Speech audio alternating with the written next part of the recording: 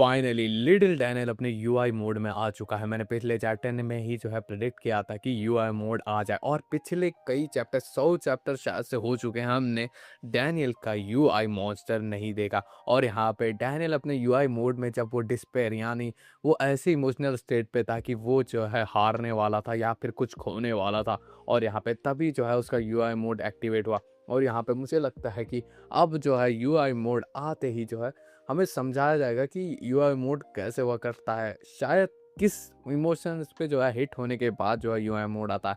मुझे लगता है डैनियल जब अपनी सारी उम्मीदें खो देगा और यहाँ पे उसका कोई बहुत ही ज़्यादा इंपॉर्टेंट खोने वाला होगा, तभी शायद से जो है उसका यूआई मोड एक्टिवेट होगा, या फिर वो जब लड़ाई जो कि बहुत ही ज़्यादा इंपॉर्टेंट है और यहाँ पे वो हार नहीं सकता, शायद तब जो है यूआई मोड एक्टिवेट होता है उसका।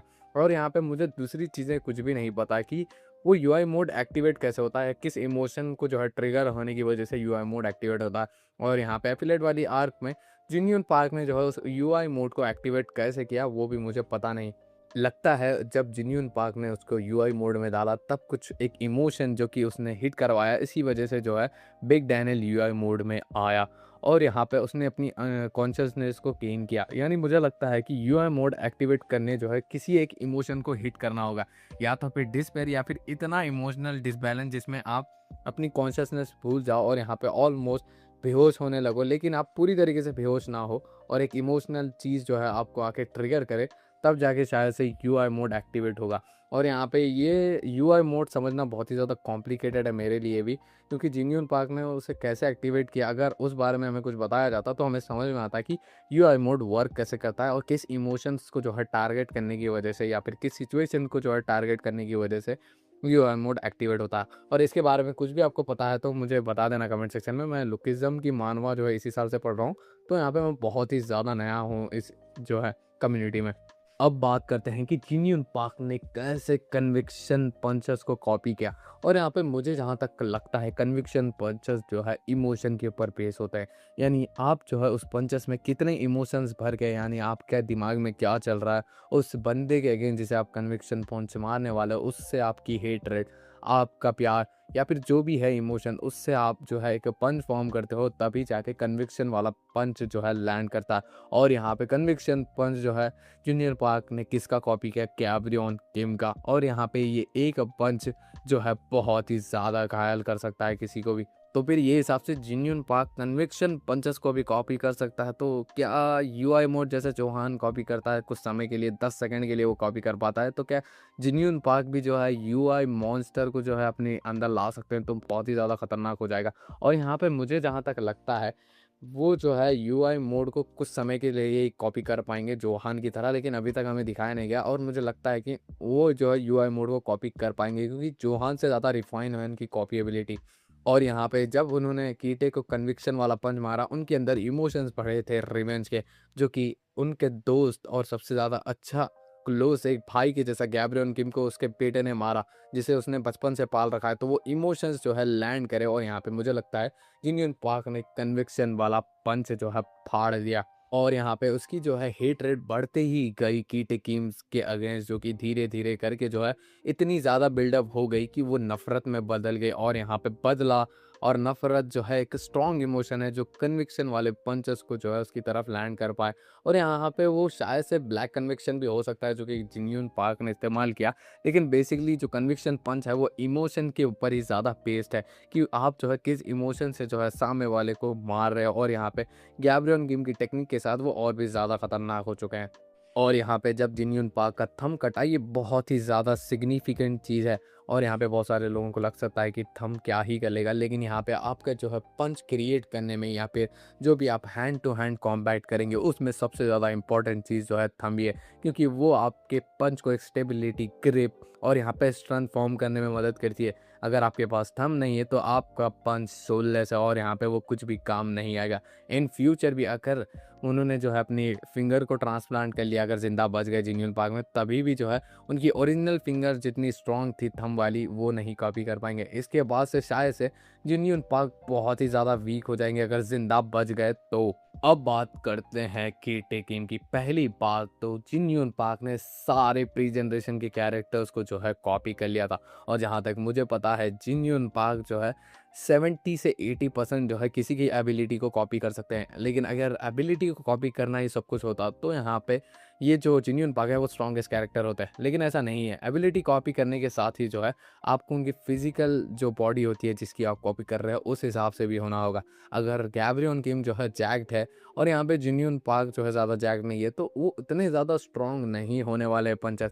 और ये चीज़ भी बहुत ही ज़्यादा इंपॉर्टेंट करती है कि अगर आपके पास वो एबिलिटी आपने किसी से सीख ली, लेकिन यहाँ पे उनकी जो फिजिकल स्ट्रक्चर है वो भी बहुत ही ज़्यादा इंपॉर्टेंट बेस कवर करता है। और यहाँ पे जिन्यून पार्क ने कीटे किम के ऊपर सारे प्री जनरेशन के कैरेक्टर्स जैसे कि टॉम ली, चार्ल्स चोई, शिंगेन और यहाँ तक कि गैब्रियन किम के जो है इस्तेमाल करता हुआ जिन्यून पार्क ने हमला किया था कीटे के ऊपर। और अगर हम माने या फिर नहीं भी माने तो यहाँ पे हो सकता है कि उन्होंने जो है 60 से 70% तो जो है उनके अटैक्स को कॉपी किया था, फिर भी कीटे सर्वाइव कर चुका है ये सारी चीज़ों से। और यहाँ पे इंड्योरेंस तो क्या ही कहना बंदे के। अब तक जितने भी कैरेक्टर्स मैंने देखे उनमें से जो है गन और ये कीटे का ही है इंड्योरेंस बहुत ही ज़्यादा स्ट्रॉन्ग है। ये बंदे जो है दोनों बहुत ही ज़्यादा खतरनाक। और यहाँ पे हमें जो एक अलग सा मोड दिखाया गया है कीटे का, उसे क्या कहते हैं मुझे नहीं पता। और यहाँ पे बहुत सारे लोग उसे जो है ब्लैक कन्विक्शन कहते हैं, जो कि मुझे भी लग रहा है उससे जो है उसने एक शॉट कर दिया जिनियन पार्क को और यहाँ पे जिनियन पार्क की हालत ही ख़राब कर दी है। और यहाँ पे मुझे लगता है कि जो कीटे है वो प्री जनरेशन के कैरेक्टर जितना स्ट्रॉन्ग है, ज़्यादा अभी बोलूँगा मैं गैप और शायद से शिंगेन के नीचे ही फॉल करेगा अगर हम कंपैरिजन करें। और यहाँ पे मुझे लगता है कि कीटे जो है जेम्स से भी ज़्यादा स्ट्रॉन्ग है। लेकिन अगर हमें जो है उसकी प्रॉपर स्ट्रेंथ देखनी है तो हमें कोई एक मोड देखना होगा या फिर उसका एक स्पेशल अटैक जो कि अब उसने जो है जिन्यून के अगेंस्ट जो है इस्तेमाल किया है। ऐसा कुछ अगर देखने मिल जाए तो हमें आइडिया लगेगा कि कीटे कितना ज़्यादा स्ट्रॉन्ग है। और यहाँ पे मुझे लग रहा है कि पीटीजे जो है एक ऐसा कैरेक्टर क्रिएट करने की कोशिश कर रहे हैं विलन्स की साइड में जो कि गन की तरह है, एकदम अनफॉर्मेडेबल, यानी उसे कोई हरा ही नहीं सकता, ऐसा ओपोनेंट जो है बना के रख दिया है। और यहाँ पे कीटे की जो है फुल अब हाइप बन चुकी है, अब वो जो है यूआई मॉन्स्टर से भी लड़ने वाला है। तो यहाँ पे मुझे लगता है कि कीटे को जो है बहुत ही ज़्यादा स्ट्रॉन्ग दिखाया गया है क्योंकि वो गैब्रियन किम का बेटा है और यहाँ पे इतना स्ट्रॉन्ग होना तो बनता ही है उसका। अब जो ये लड़ाई होने वाली है UI monster versus king slayer की, तो यहाँ पे अगर मैं आपको स्ट्रेट आउट जो है स्टोरी के हिसाब से अपना ओपिनियन यहाँ पे रख दूँ तो मुझे लगता है कि कीटे जो है इसे भी सरवाइव कर लेगा। या तो फिर जो है बीच फाइट में डैनियल बेहोश हो जाएगा या तो फिर कीटे जो है उसे अटैक करने का मौका नहीं देगा। जैसे गन ने बताया कि यूआई मोड में जो है हमें उसे सामने वाले को जो भी यूआई मोड में हो उसे चांस नहीं देना है फाइट बैक करने का, नहीं तो वो अपने आप को जो है एडजस्ट कर लेगा उस अटैक के रेंज में। और यहाँ पे लगता है मुझे कीटे जो है उसे नॉक कर सकता है या फिर डैनियल खुद ही अनकॉन्शियस हो जाए। और यहाँ पे स्टोरी के फ्लो के हिसाब से डैनियल को यहाँ पे नहीं जीतना है, मुझे लगता है यहाँ पे कीटे जीत जाएगा क्योंकि कीटे को अब ऐसे ही बिल्डअप दिया जा रहा है कि वो गन से लड़ने वाला। तो यहाँ पे उसने जिन्यून पार्क से लड़ाई कर ली जो कि प्री जनरेशन का अलाइव में सबसे ज़्यादा स्ट्रॉन्गेस्ट बंदा है। और यहाँ पे साथ ही साथ में उसने जो है एक यूआई मॉन्स्टर से भी लड़ाई करने वाला है।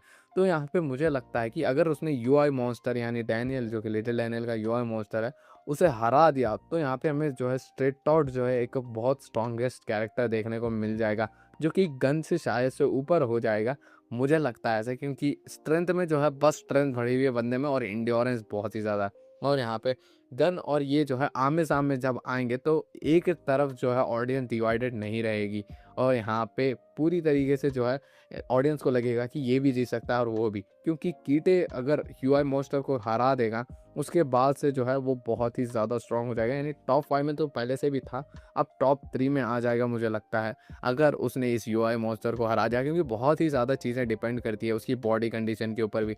और यहाँ पे कीटे जो है उस बॉडी कंडीशन में तो मुझे नहीं लग रहा कि यूआई मॉन्स्टर को हरा दे, लेकिन यहाँ पे स्टोरी के फ्लो के हिसाब से जो है कीटे को यहाँ पे जीतना चाहिए। या तो फिर ये भी हो सकता है कि कीटे की मदद करने के लिए जो है कोई एक बहुत ही ज़्यादा पावरफुल बंदा आ जाए और यहाँ पे ये होने के चांसेस भी बहुत ही ज़्यादा लग रहे हैं मुझे, क्योंकि कीटे बहुत ही ज़्यादा कमज़ोर हो चुका है लेकिन यहाँ पे वो अपने एक मोड में भी आ चुका है।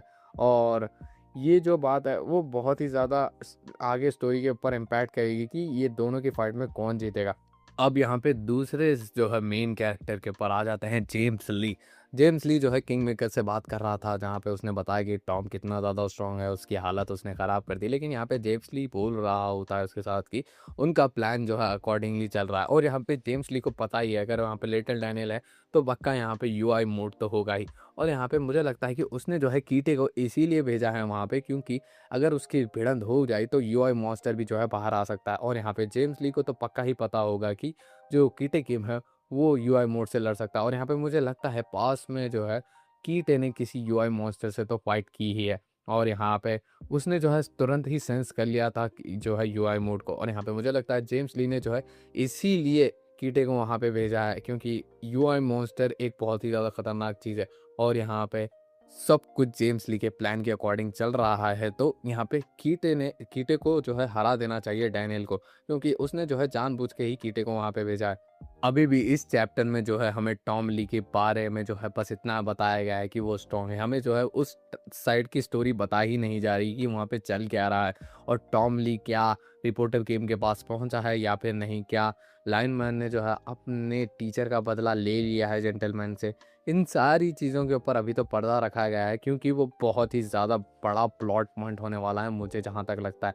क्योंकि वहाँ पे जो कुछ होने वाला है, किसी एक बहुत ही ज़्यादा बड़े कैरेक्टर की मौत हो सकती। मुझे लग रहा है कि टॉम ली मरने के चांसेस कम है, क्योंकि वो 2 मानवास को जो है कनेक्ट रखता है। अचानक से इतने ज़्यादा जो है कनेक्टिंग कैरेक्टर की मौत दिखाना बहुत ही ज़्यादा अब्सर्ड हो जाएगा।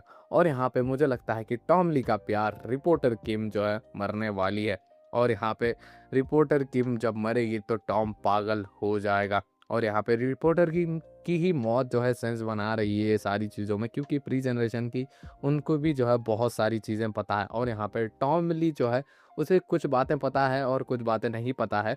और यहाँ पे टॉम ली एकदम ही जो है मिडल पॉइंट में है कि उसे जो है ज़्यादा कुछ बातें पता नहीं है, लेकिन यहाँ पे टॉम ली जो है ज़्यादा चीज़ों में इंटरफेरेंस भी नहीं करता किसी के भी काम के, वो बस अपने वाइट टाइगर जॉब सेंटर में ही रहता है। तो उसे मारना जो है ज़्यादा सेंस नहीं बनाता। मुझे लगता है कि रिपोर्टर किम जो कि बैडीज ऑफ बैडीज है वो मरने वाली है, मुझे ऐसा लगता है।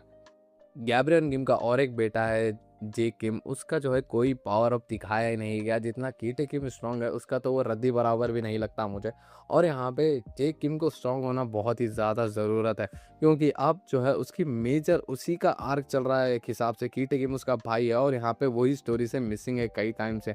और यहाँ पे जे किम एक ऐसा कैरेक्टर है जो कि कीटे किम से लड़ने ज़्यादा डिजर्व करता है किसी और कैरेक्टर से भी, क्योंकि उसका जो है सारा प्लॉट उसके अराउंड ही रिवॉल्व करता है। और यहाँ पे कीटे किम जो है अपने छोटे भाई से तब लड़ेगा कितना ज़्यादा मज़ा आएगा। एक गुड साइड अपने बाप की, एक बैड साइड। और यहाँ पे जे किम उतना स्ट्रांग है नहीं कि वो जो है कीटे किम से लड़ पाए।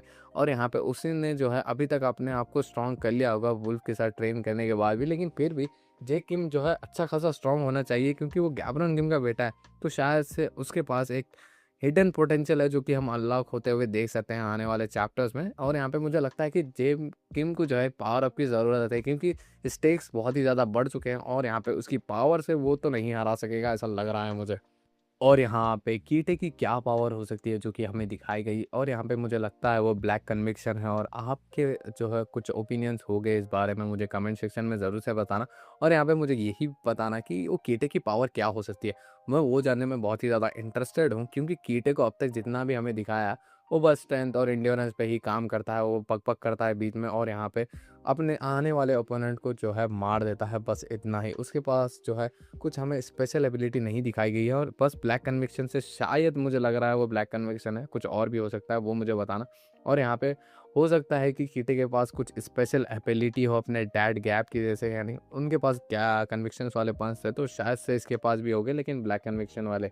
और ये तो थी मेरी प्रेडिक्शन। आपकी प्रेडिक्शन क्या है वो मुझे कमेंट सेक्शन में ज़रूर से बताना। और यहाँ पे आपके कमेंट्स जो है मैं आने वाली कुछ वीडियोस में जो है उनको उठाऊंगा, और यहाँ पे अपना ओपिनियन यानी आपके लुकिज़म के क्वेश्चन और यहाँ पे मेरे ओपिनियन और आंसर से जो है एक वीडियो बनाऊंगा, जैसे कि मैंने हाल फिलहाल में बनाई भी है और ज़्यादा व्यूज़ नहीं आए, लेकिन फिर भी मैं जो है इस सीरीज़ को कंटिन्यू करने के बारे में सोच रहा हूँ। तो आपको जो है जो भी लुकिज़म से रिलेटेड इंटरेस्टिंग क्वेश्चन है वो मुझे कमेंट सेक्शन में ज़रूर से बताना। मैं जो है अगली की अगली वीडियो यानी अगली वीडियो एक आएगी, उसके ही अगली वीडियो जो है उसमें जो है कवर करूँगा आपके क्वेश्चंस को आंसर देने के। और होप करता हूँ कि आपको वीडियो पसंद आएगी। वीडियो पसंद आए तो वीडियो को लाइक और चैनल कर लो सब्सक्राइब।